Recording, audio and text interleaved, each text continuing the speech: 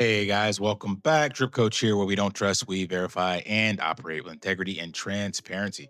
This clip, we're going to the end of Michael Saylor's keynote address that he did in BTC and DC back in October. Um, and there was a lot of solid gold gems dropped throughout this keynote, as always, from Michael Saylor. But I'm going to play one that it's tied to Bitcoin, of course, but it's more so about humbling yourself and realizing the opportunity that Bitcoin creates, and that all of the older models are dead, and that you cannot use, I think it's an Einstein quote, or maybe it's not, probably lying, I probably just attributed to Einstein, someone else, but it's like old ways won't open new doors. So right now, we are on this precipice of Bitcoin, digital gold. It's been around now 16 years, 15 years. And AI, 3 to 4 years, have been around longer than that, but in the hands of humans. And both of these things are merging together. And this comes kind of from Raoul Pal's Everything Code. There's going to come a point where the AIs, especially in the finance world, are doing the bulk of the heavy lifting, even in the day-to-day stuff. But just think about it from a business perspective. Right now, humans aggregate data, then they make decisions. But more and more, they're leveraging AI technology like Aladdin from BlackRock analyzes all sorts of market data, but there's still humans in between that. When we move to where the data is being analyzed in much faster real-time metrics that it's looking at, and it needs to create the transactions and settle the transactions in real time on its own, not buy this stock at this price with this piece of paper and wait for it to settle, and move from this bank to that bank. It needs to be done in seconds on the blockchain because there's something else happening in a macro event or whatever.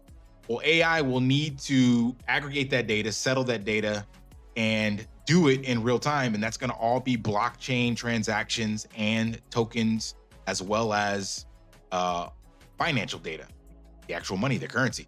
Probably not on Bitcoin because it's too slow, but maybe that's why Solana is looking advantageous for some of this stuff that they're building. Ethereum has tons of layer twos, but the point is, it'll be removed from the human's hands. And with AI and instantaneous settlement transactions for finances, there are different opportunities that will come up. But again, old ways won't open new doors. Our thinking, the way we've always done things, the history books that say do it this way, they kind of go out the window at that stage. And you have to kind of humble yourself and go, oh shit, I don't know enough. I need to lean on this technology. Not to say we're like obsolete, but in a way, some of the stuff that we do will indeed be obsolete. Like when AI gets to the point, I know I'm going to bring this all home to the actual Michael Saylor C stuff, but when AI gets to a point where it is no longer hallucinating and giving valid recommendations and things of that nature in team meetings and strategizing, we are actually the weakest link in that room. Like already I was looking at some of this stuff. Its average intelligence IQ is like 120 to 140 on like every area. And in some, it is already better than Einstein, over 160 in certain things. Give it a month, 2 months, a year, who knows, when it's all like 200 baseline, then it's like, yeah, what value do you really add to a team if you're just a data cruncher or, thinking outside the box kind of person? It's like, nah, you're gonna have to find something else to do. So anyway, bringing that all back to what Michael Saylor's talking about is he gives his humbling experience. Here's a guy that built $1 billion company, and he's like, he spent decades trying to create another $1 billion idea. And then when he humbled himself and threw himself into Bitcoin and the tech wave of AI, all of a sudden he was able to create not 2, not 3, but like 7 other $1 billion ideas in a matter of a year or two. So let's unpack that. By the way, I spent 30 years of my life in business. In 2020, I had pretty much given up. I had invented one thing worth $1 billion. I had $1 billion idea. It was MicroStrategy business intelligence software. And then after I invented that idea, I spent like 20 years trying to come up with the second $1 billion idea. Pause right there. I've spent 40 years, well, I guess not all of it, right? A good 20 years, and I don't have a $1 billion idea. So if this man built a $1 billion idea and then leveraged his business to build more by getting on a Bitcoin bandwagon, and he humbled himself and learned for 20 more years that he was unable to build the second $1 billion idea, it's like, well, yeah, maybe as Tony Robbins says, I can condense decades into days and learn from Michael Saylor and not have to spend 20 years myself, additional 20, to get my first $1 billion idea. I don't need $1 billion. I'll take, a $10 million idea. Technically $1 million living overseas. Tried alarm.com and angel.com and wisdom.com and emin.com and alert.com. I traveled the world. I circled the world 6 times selling usher.com. I probably forgot half of them. Every one of them didn't work. Okay. $1 billion idea in my life. And in 2020, I thought, well, that's it. I'm not going to come up with a second act. I just should retire. COVID hits, lockdown hits, currency hits. I discovered Bitcoin. And then all of a sudden, putting Bitcoin on the balance sheet of a public company is the second $1 billion idea. And then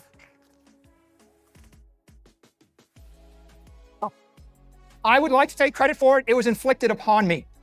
This is my humbling observation to you. For 20 years, I tried to use my brain, and my arrogant ego was, I have to invent the next $1 billion idea. And when I finally humbled myself and concluded I couldn't do it, the heavens opened. Satoshi gave me the next $1 billion idea. Thanks, Satoshi. But this is where the story gets interesting. Then we discover convertible bonds, and that's the third $1 billion idea. Then we discover digital equity via the ATM. That's the fourth $1 billion idea. Then we struggle and think about it a bit, and by not just $1 billion, like the convertible bond was a $10 billion idea. And then this year, Strike, Strife, Stride, Stretch. That's 4 $1 billion ideas. The year's not even over. Okay, and so, and by the way, so let that sink in. So 2020, getting on Bitcoin is turns his business, or creates a second $1 billion idea, like breathes new life into his business. And then I don't remember how many years, I think it was like 2 to 3 years, maybe about 2, creating the ATM and the convertible bonds. But literally, like you said, this year, shouldn't matter a month. I guess we don't know the time frame of how long he was working on this, because it does take time for that to get to the market and approved and check all the boxes. But he's got 4 more products: Stretch, Stride, Strike, and Strife. And I went over the details of those, but it doesn't really matter. The point is, it's different ways for people to get exposure to Bitcoin. Like, that's the simplest way to describe it. And it's all based off your risk tolerance and how much you want to make. That's it. But all those ideas came from the foundation of Bitcoin. It wasn't anything he had to create. He just had to get on the bedrock, the foundation, the stable platform of Bitcoin, and build on that. It was 30 years, thousands of people, hundreds of thousands of person years circling the world over and over again, working 3,000 hours a year, couldn't find the second $1 billion idea. And then this year, you accept this idea, digital capital. You accept this idea, digital intelligence, AI. I sat on my little laptop, and in 4 hours, that's the fourth $1 billion idea. That's the fifth. 2 months go by. This is the fifth $1 billion idea. 2 months go by. This is the sixth $1 billion idea. Go off to Europe, try to do something, run into some legal thing. Here's the seventh $1 billion idea. And there's a point to the story. And the point is, the people that are changing the world, they're not doing it by working harder. They're not doing it with good intent. They're doing it with technology, right? And the extraordinary technologies of today, digital intelligence, use it or you'll be slow and stupid. Embrace it, you'll be smart and fast. Digital capital, use it or you'll be poor and weak. Otherwise, you'll be rich and powerful, right?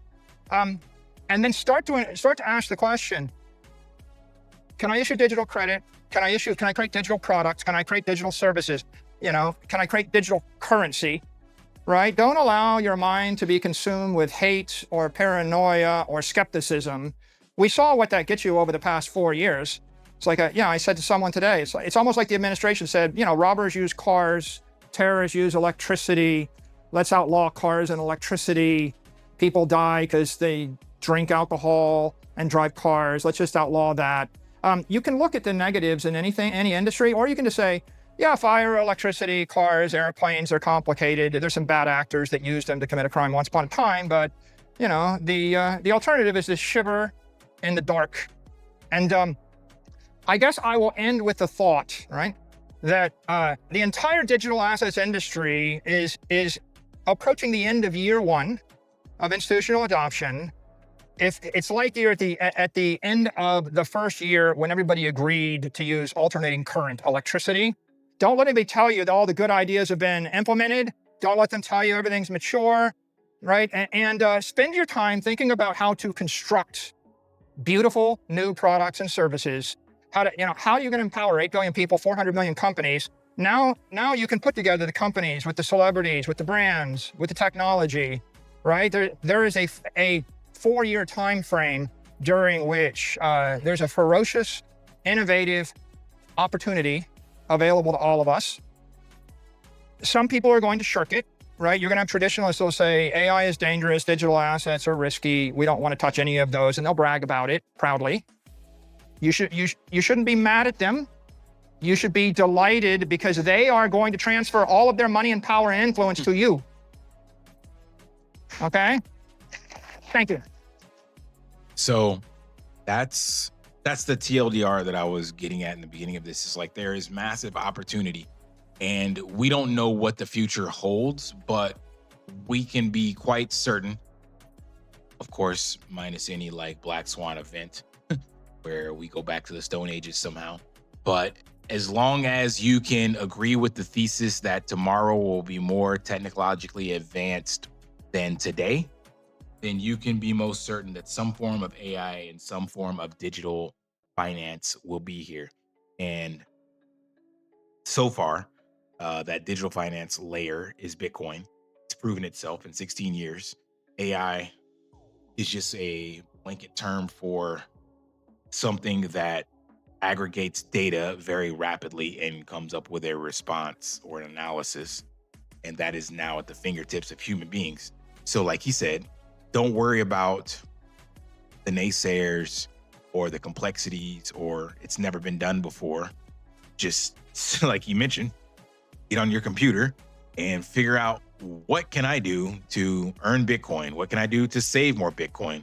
What can I do to, ensure the integrity of the network, that it continues to thrive? Like Jeff Booth says, running a node, things of that nature. Like that thought process will be much more valuable probably than anything else you can do, because again, as the Bitcoin adage goes, fix the money, fix the world. So by you putting your time, energy, thoughts, ideas into accumulating that money, that Bitcoin, you're focusing on the bigger problems. It's really that simple. So I don't have $1 billion idea. I do have $1 million idea. I haven't made millions of dollars off of it though. But it's that thought process that, starts moving everything in that direction. So stay humble, stack sats, smash that HBO special, help a brother out, like, subscribe, comment down below. And until next time, lift daily and achieve your impossible. See ya.